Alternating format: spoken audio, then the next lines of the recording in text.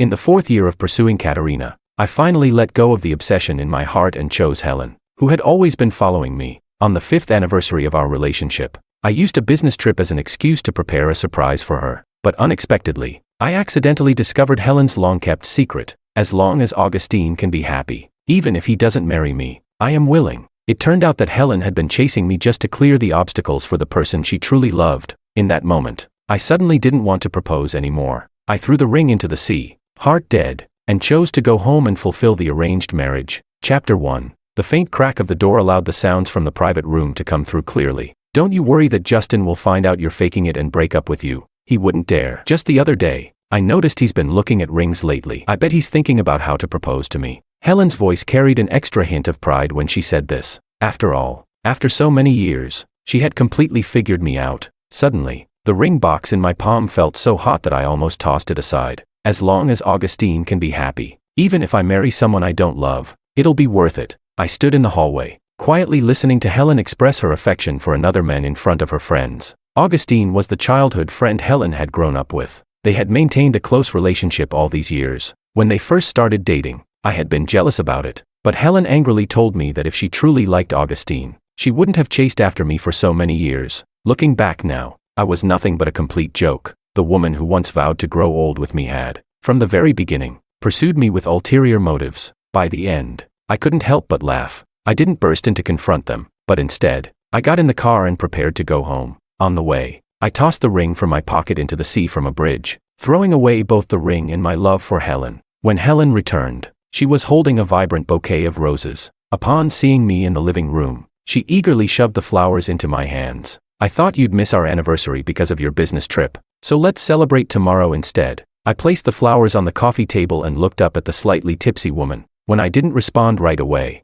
Helen wasn't angry. I know you don't like me drinking, but it's a rare chance for us to get together with friends. She sat beside me, tilting her head as she tried to kiss me. I turned my face away and quietly asked, "What did you talk about with them?" "Just women's stuff." "Why are you suddenly so curious?" Helen laughed at me. "What? Are you really mad? By the way, I even bought you a tie." She handed me the gift box, her eyes filled with expectation. "Where's my gift?" "Next month. On the 10th. Next month. You didn't forget to get me a gift, did you?" Helen puffed her cheeks and pretended to be upset. I shook my head. "I didn't forget. It was just that the 10th of next month happened to be the day I was getting married back home." While Helen went to freshen up, I opened the gift box. Inside was a purple tie, but my favorite color was blue. Purple had always been Augustine's favorite color. My phone on the coffee table buzzed with a few messages. I unconsciously glanced at the notifications. One was from a contact saved as "My Love." The latest message read, "Helen, I want a divorce." I froze. When I tried to unlock the phone, it showed an error. Back when we first started dating, Helen had set the password to my birthday so I could feel secure. Because I trusted her, I had never secretly checked her phone. But now, this one time, I couldn't get it right. I tried again with my birthday, but it still showed an error. With the last attempt, I suddenly remembered the birthday photo Augustine had posted on his WeChat moments some time ago. Helen had used the excuse of celebrating his birthday, going alone to meet him, and didn't come home until the next morning. I had argued with her fiercely about it, hoping she'd pay more attention to boundaries in the future. I still clearly remembered that night. It was October 20th. I went back a day and entered Augustine's birthday. The phone unlocked, but I wasn't happy at all. I stared blankly at the screen and opened WeChat, where I noticed that the only pinned contact was Augustine. I cruelly went through their chat history from the past week. There was no flirtation, but the affectionate topics they discussed made me feel like I didn't even recognize Helen anymore. I didn't know when it had started, but now, our conversations were reduced to trivial matters like what to eat for dinner. Whenever I shared videos or messages with her, she would casually say she was busy and would look at it later. And that was the end of it. But with Augustine, Helen even reported trivial details like how many dumplings she ate or how she encountered a stray cat on her way home. The latest message from Augustine said that he didn't like the purple tie and wanted her to give it to someone else. So even the gift I didn't like was something another man didn't want either. When Helen came out, the phone had already been placed back where it was. The phone rang, and she silently listened to the call, looking at me with a troubled expression. "There's an emergency surgery at the hospital. You should go to sleep first." Before I could reply, she grabbed the car keys and walked out. With the sound of the door closing, the house immediately returned to silence. I had already seen that the incoming call was from Augustine. There was no need for Helen to hide it from me. Chapter 2. At the very beginning, the person I liked wasn't Helen, but Katarina. It was my first year in college when I accidentally fell into the water. When I woke up, everyone said it was Katarina who had saved me. Out of gratitude, I gradually got closer to the so-called aloof goddess, and over time, I developed feelings for her. But Katarina liked Augustine.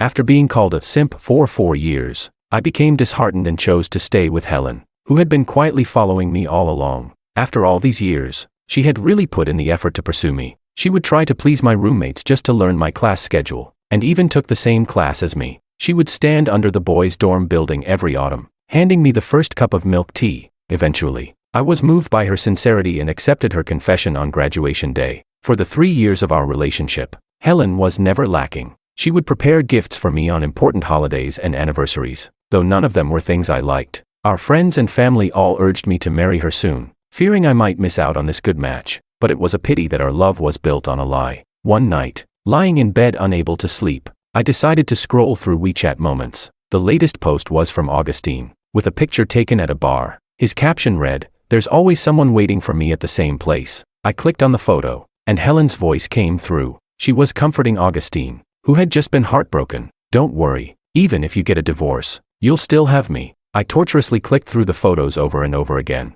listening to those words repeatedly, until my phone battery ran out. I forced myself to sleep. Helen didn't return until the afternoon the next day. I was just about to go out to take out the trash. She looked at the black trash bag in my hand, somewhat surprised. "Is the house really that messy? You don't have to do these things anymore. You can hire a cleaner." "Yeah, I won't do it anymore. After all, there would be no more between us." Inside the black bag were all the gifts she had ever given me. When we first started dating, Helen loved giving me difficult puzzles. At the time, I thought she liked them, since there was a 3-meter-long puzzle hanging at her house. But after scrolling through Augustine's moments last night, I realized that he was the one who liked puzzles. There were also cedar-scented perfumes, hiking sticks. All the gifts Helen had given me were things Augustine liked. For the 5 years of our relationship, everyone around me envied me for having a girlfriend who was always creating romantic surprises for me. The truth was, Helen had been compensating for her unrequited love for Augustine by pouring all of it onto me. She had wanted to make me into the second Augustine.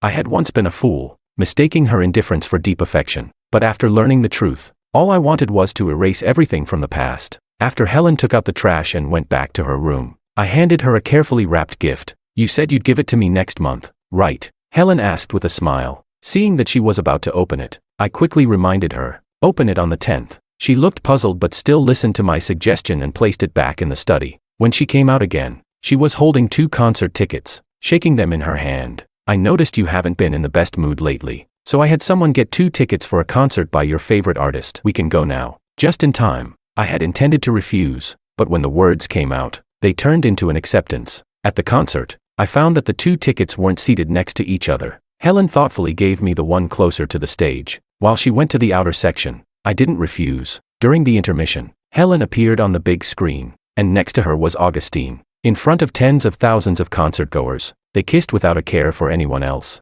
Even though I had already made up my mind to give up on Helen, a dull ache still spread deep inside me. For the second half of the concert, I decided to leave. I randomly chose a dessert shop, hoping that something sweet might help ease my gloomy mood. But to my surprise, I ran into Helen and Augustine there as well. Helen was skillfully ordering the most popular cakes, pushing them toward Augustine like a treasure. When Augustine fed her a bite of cream, Helen didn't refuse and looked genuinely pleased. But in front of me, Helen would never eat a bite of high-calorie food, especially when she saw me eating something sweet. She would always express her distaste. "Why would a grown man eat something sweet? These sugary, greasy foods just make you ugly. You're not allowed to eat them anymore." I had listened to Helen's words and quit sugar for 5 years, but in front of Augustine, all those rules instantly disappeared. I shoved the last bite of cream into my mouth. The once sweet taste suddenly became hard to swallow. Chapter 3. Helen came back with Augustine. Augustine had a fight with his wife and was kicked out, so he'll be staying with us for a few days. Don't overthink it. Should I clear out the master bedroom for him? My magnanimous response caused Helen's eyebrows to furrow. "Justin, are you still hung up on the fact that Katarina married Augustine? I haven't even gotten mad at you, and here you are, being sarcastic with me." "I'm not mad. I just thought that since he's a guest, we should treat him well." Helen's face flushed red, and with a cold snort, she led a silent Augustine to the master bedroom. A while later, she threw a brand new quilt in front of me. "Since you offered, you can sleep in the study tonight. And what about you? How about sleeping in the master bedroom with Augustine, so you don't have to clean up the guest room?" I retorted flatly. Helen stared at me, her anger almost at its peak, before suddenly deflating. Did you see me and Augustine at the concert last night? Don't worry, I wasn't bothered. After all, you two are just friends. I interrupted her pale explanation, showing no interest in hearing it. Glad you understand. Everyone was just messing around, and it was the only way to avoid awkwardness. I nodded silently as I listened to her unconvincing excuse, then grabbed the quilt and returned to the study. As I lay in bed, the sound of laughter and playful banter from the outside gradually lulled me to sleep. In the middle of the night, when I got up, Augustine was still in the living room, playing a game. Helen, affectionately lying on his lap, showed no attempt to hide anything. When she saw me, Augustine put down his gaming console, stood up, and lit a cigarette. I'm about to divorce Katarina. Looks like you, the simp, will only ever get the leftovers I don't want. As for Helen, back then she pretended to be with you for me. Now, with just one word from me, she'd toss you aside without hesitation. So Augustine knew about all the things Helen had done for him over the years. The only person kept in the dark all along was me. I'll leave, I replied calmly. Helen, who had been sleeping, woke up from the noise, rubbing her eyes in confusion. She instantly sobered up when she saw me. Why aren't you asleep yet? Before I could answer, Augustine, taking advantage of Helen's blind spot, pretended to burn his hand with the cigarette. The sound of his feigned pain made Helen rush to check on him, but Augustine quickly hid his injured arm behind his back. It's nothing. I just slipped and fell, he said, casting a fearful glance in my direction. When the small red mark on his hand was noticed, Helen immediately turned her fury on me. Justin, are you out of your mind? If you have a problem, come at me. But why hurt Augustine? Forget it. Don't fight over me. I'll just go to a hotel for the night. Augustine feigned being wronged, trying to mediate, but only stoking the fire further. Helen's face darkened immediately, and she ordered, apologize. Apologize to Augustine. Her voice was heavy with anger. Why should I? I haven't done anything wrong. Seeing my stubbornness, Helen's temples throbbed, her teeth grinding together in fury. If I hadn't woken up in time, would you have beaten Augustine up? I never imagined you were this vicious. You've really disappointed me. If you don't apologize, then this is the end for us. I stared at Helen, desperately searching for any trace of love in her eyes, but there was nothing for me there. She didn't even see the most obvious evidence that I don't smoke. I won't apologize for something I didn't do. I lowered my gaze,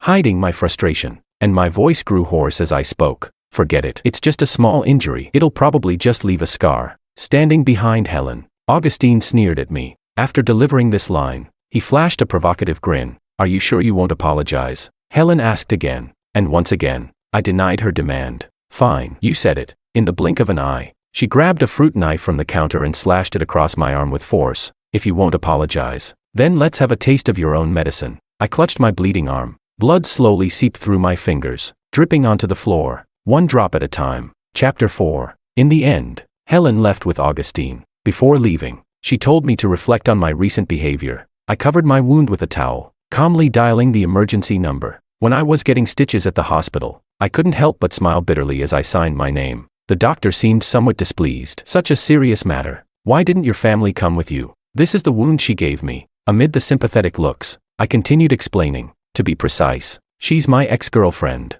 so she's not really family. For the next few days, Helen didn't return home. The only way I could keep up with her latest activities was through Augustine's WeChat moments. While Helen gave me the silent treatment, she was off hiking with Augustine to watch the sunrise. She also posted on WeChat, seeking a famous divorce lawyer at a hefty price. Augustine joked in the comments, "Are you so eager to have me divorce and marry you?" Helen didn't deny it, instead replying with a shy emoji. I liked the comment, then added a sarcastic wish for them to have kids soon. After closing the app, I glanced at the plane ticket, the 9th, today. While packing, Helen stormed back into the apartment. It was just a joke. Do you really have to make everyone unhappy over it? I couldn't help but chuckle bitterly as I replayed the situation in my mind. Can't I joke too? Helen's words got stuck in her throat. She awkwardly changed the subject. Are you going on another business trip? How long will this one be? I don't know. How can you not know? This is your job. You can't just brush me off with that excuse. Helen took a deep breath, then waved her hand in disgust.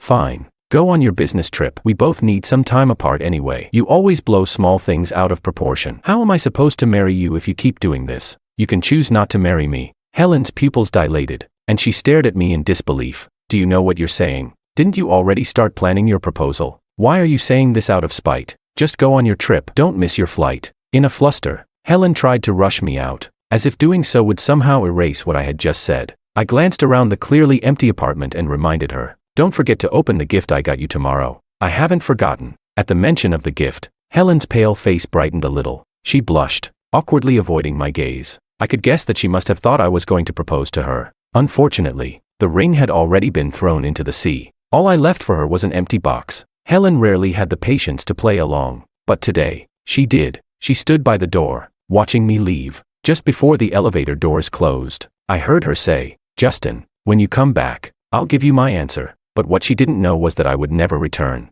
and she would indeed get her wish to marry. Only, it wouldn't be with me. It would be with another woman. Chapter 5. Helen couldn't sleep a wink the night I left. She wasn't sure what had happened, but she felt like something was slipping out of her control. Aside from our recent arguments, there didn't seem to be anything that should have upset her so much. When the clock struck midnight, Helen hurried to the study, took out the gift box from the drawer, and opened it. She had always known that I was planning to propose, but when she saw the ring box, which she had been expecting, her smile was sweet. However, when she opened it, it was empty. At first, Helen thought the ring had fallen out of the box, but after rummaging through it, she noticed the tie she had bought for me was still there. She felt a bit confused but didn't dwell on it. Seriously, why are the gifts I give always coming back to me? This little hiccup didn't ruin her mood. She was still convinced that the empty ring box was a hint for a proposal. Helen snapped a photo of the empty box and posted it on her WeChat Moments with the caption, "Soon to be a married woman." Someone asked if she was finally getting together with Augustine. She cursed the person in the comments, clarifying that it was me she was going to marry. As Helen walked through the living room, she finally noticed the dried blood stains on the sofa. She hadn't realized I had been hurt that badly that night. The brownish-red blood had nearly soaked through the entire couch. The fruit knife that had wounded me lay ominously on the floor, making the scene even more unsettling. That's when she realized how outrageous her actions had been that night. Helen called me repeatedly, but the cold, mechanical voicemail was the only response. She opened WeChat and scrolled down for a while, eventually finding our chat. After hesitating and deleting and rewriting the message several times, she finally sent, "Does it hurt?" The only reply was a glaring exclamation mark. Helen slowly looked around, finally noticing that everything related to me had disappeared from the house. She searched through the entire apartment, and when she realized that I had erased all traces of myself, she collapsed on the floor, dazed. Her phone chimed, and she quickly opened it, but it wasn't my message. It was Augustine asking if she had time to accompany him to court tomorrow for the divorce proceedings. This time, Helen, who had always been eager to please Augustine, chose to decline. She finally felt that something was wrong, and frantically began contacting our mutual friends to find out where I had gone. She wanted to win me back, but by then, I had already landed in South City. As soon as I stepped off the plane, I saw Bianca waiting for me at the arrivals gate, holding a sign with my name on it. Although this was our first meeting, she seemed oddly familiar. I wheeled my luggage closer and noticed her eyes were red. "How's your hand?" she asked. In my rush to leave, I had forgotten to cover up the ugly scar on my arm with a long-sleeved shirt. The awkwardness of our first meeting made me apologize. "No, I didn't mean that," she stammered. "I was just wondering if it hurt. Back then, when you got that injury." Bianca's nose was a little red, and her eyes were filled with concern as she looked at me. When her cool fingers lightly grazed the scar that had already begun to scab over, a tingling sensation spread from my heart. "It wasn't that painful," I said, shaking my head. "The worst part is already over." Chapter 6. Bianca didn't rush to do her makeup. Instead, she booked a hotel room for me and bought some breakfast to help warm me up. After eating the wontons, I felt much better. "You're such an understanding girl. I'm sure you have plenty of suitors. So why did you choose to marry someone like me, whom you've never met before?" I had been deceived by Helen so badly that I couldn't help but voice the question that had been bothering me. I was forced into this, but what about Bianca? "Who says we've never met? It was me who saved you when you fell into the water back then." Bianca smiled, and her already stunning features became even more radiant. As I looked at her familiar eyes, I stood up in disbelief. "You were the one who saved me. Who else could it have been? Back then, you drowned, and you even scratched my eye with your flailing." Bianca pointed to a small scar on her face. My mind was in a whirl. For all these years, I had believed Katarina had saved me, and I had never bothered to verify it for myself. "I thought you'd come to thank me for saving your life and maybe offer yourself in return. But when I found out you had someone else you liked, I decided not to disturb you." When Bianca spoke about this, her voice was filled with regret. "When my parents first arranged for me to go on a blind date, I refused. But when I found out it was you, I agreed." I suddenly felt a tightness in my throat. "So, when did you start liking me?"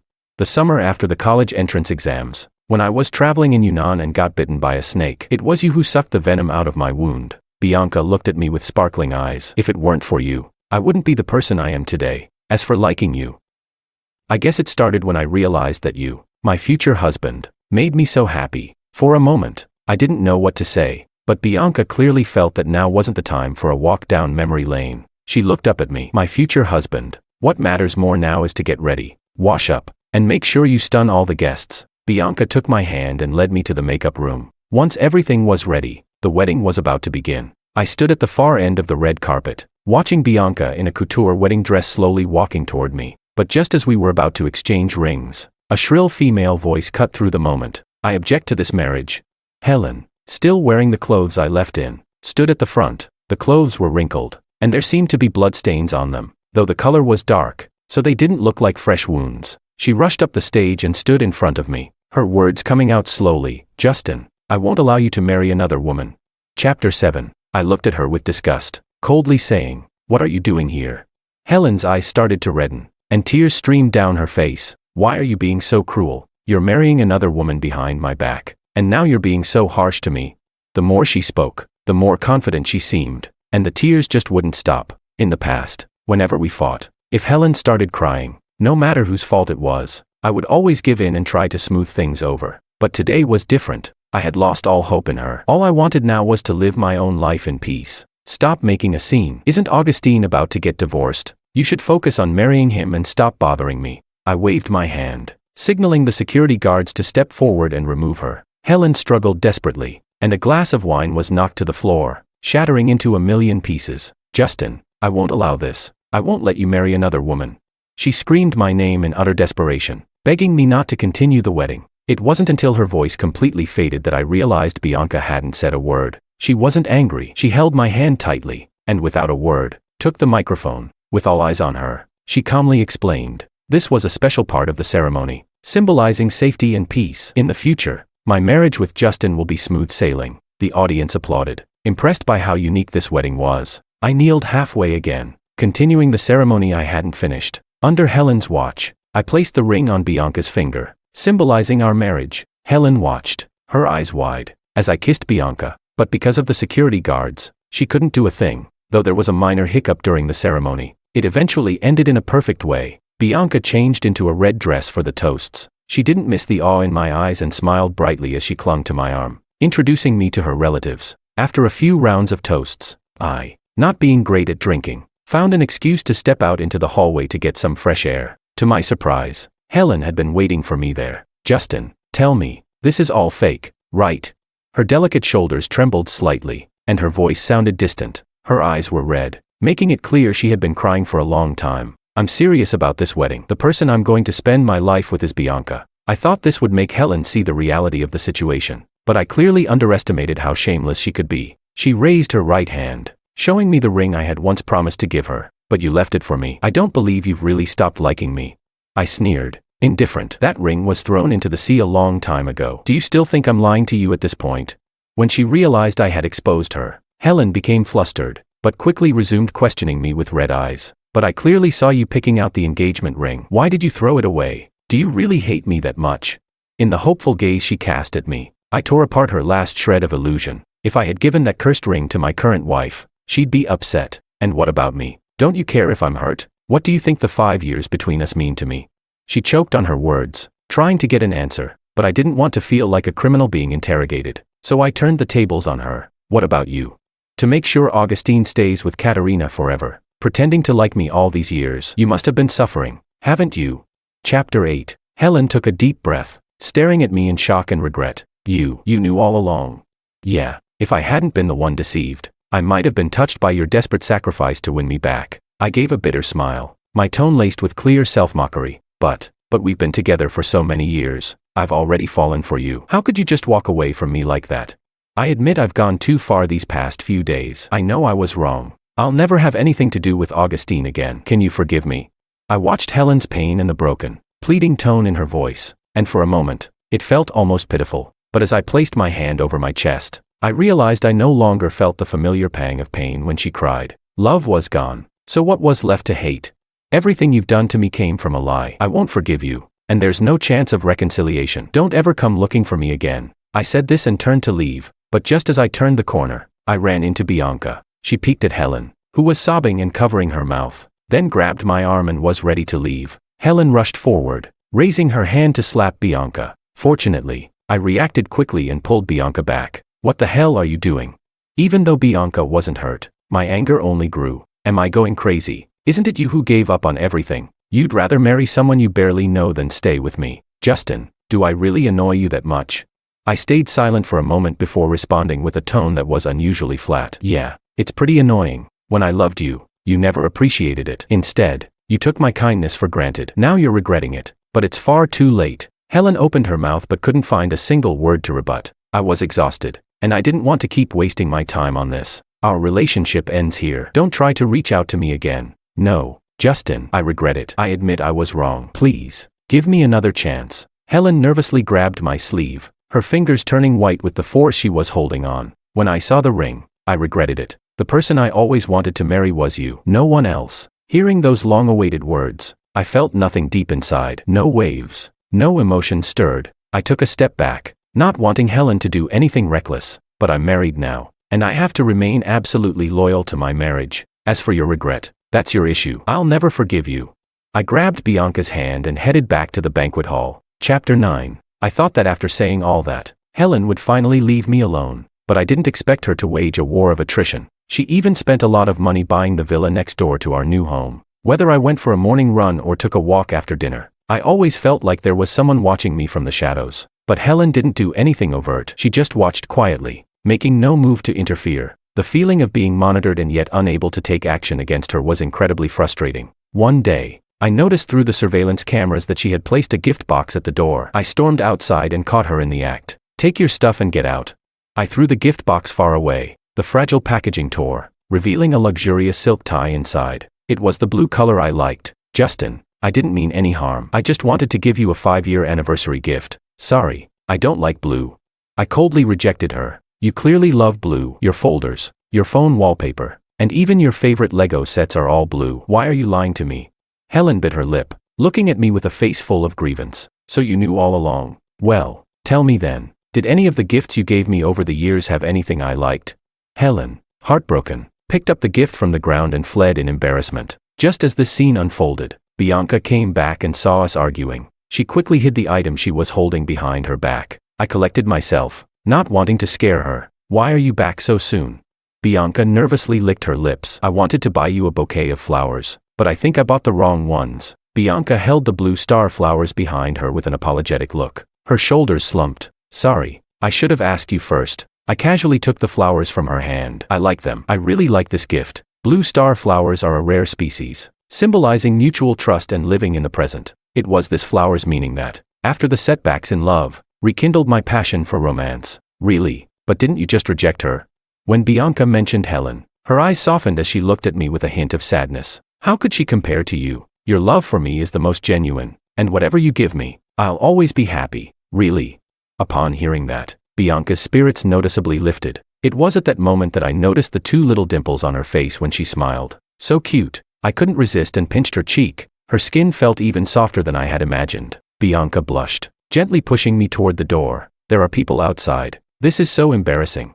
I didn't mind at all. What are you afraid of? We've already gotten our marriage certificate. There's nothing inappropriate about anything we do. As I said this, the atmosphere between us shifted, becoming more intimate. When our gazes met, there seemed to be an invisible fragrance surrounding us. Neither of us knew who made the first move, but that night, time seemed to slow down. Chapter 10. After that, Helen never appeared before me again. Bianca and I, however, grew closer due to our shared interests and hobbies, and our feelings for each other gradually deepened. It wasn't until a class reunion that I heard about Helen's situation from someone else. With her help, Augustine did indeed divorce his wife, but Augustine's ex-wife, Katarina, believed that Helen had destroyed her family. She hired a group of people to beat Helen up. The attackers were too ruthless, leaving Helen partially paralyzed. As a result, Helen would be bound to a wheelchair for the rest of her life, never able to walk again. The Sue family wasn't going to let this slide and immediately took Katarina to court. Augustine was supposed to stand by Helen's side,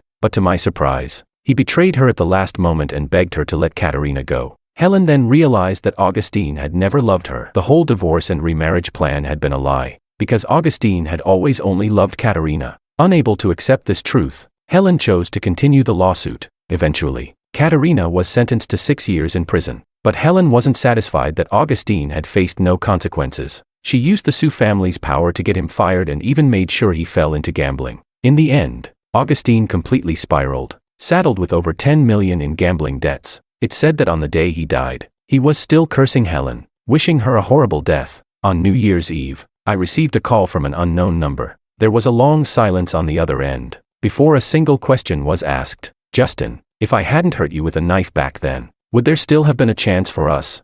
Just as the words left her mouth, fireworks exploded outside. When everything quieted down again, I replied softly, "No." To this day, Helen still didn't understand the real reason why I broke up with her. There were many reasons, but the most important one was that only sincerity could beget sincerity. She had never been sincere with me, yet she expected me to give her all my heart. A person's heart is made of flesh. After enduring enough pain, it dies. Rather than staying with her and feeling the constant pain of a dull knife scraping away at me, I would rather leave and find someone who truly loves me. Helen cried uncontrollably. When the call ended, I heard a faint "I'm sorry" from her. At that moment, the last of the fireworks faded into the night sky. Bianca, who had been in the courtyard, waved at me, inviting me to join her. The fireworks once again lit up the night. Their colorful light reflected on Bianca's face. Her smile was even brighter than the fireworks. I handed her a lit sparkler. She waved it gently, as though painting the joy in her heart with light. "Look, doesn't this look like a shooting star?"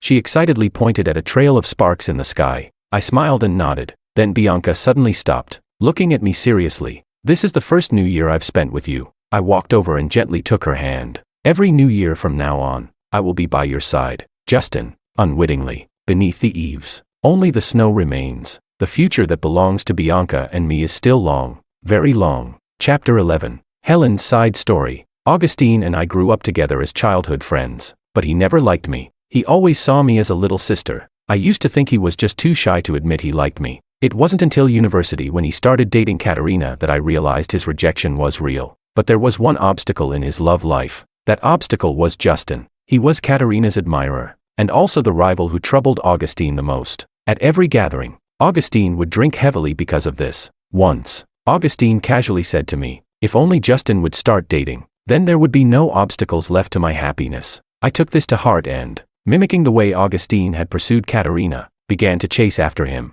The strategy worked, it seemed. At the graduation party, Justin finally accepted my 99th confession of love. At the beginning of our relationship, I always felt awkward, because Justin was so good to me, to the point where I felt guilty for no reason. This guilt eventually fermented into a resentment of him, so I made trouble on several occasions, even making sarcastic remarks when I saw him eating cake. His expression at the time was just like a homeless puppy. I couldn't bring myself to apologize, but later, I noticed that Justin never bought small cakes for me again. He even stopped eating his favorite fruit candies. What never changed, though, was his unyielding affection for me. Perhaps I had been spoiled by his kindness, always thinking that no matter what I did wrong, Justin would forgive me without a second thought. So, when I heard that Augustine wanted a divorce, I immediately went to see him. I wanted to know if he really meant it. After all, he was the person I had liked when I was young. Deep down, I always fantasized that it should have been me marrying Augustine back then. In Justin's gradual withdrawal, I lost my clarity.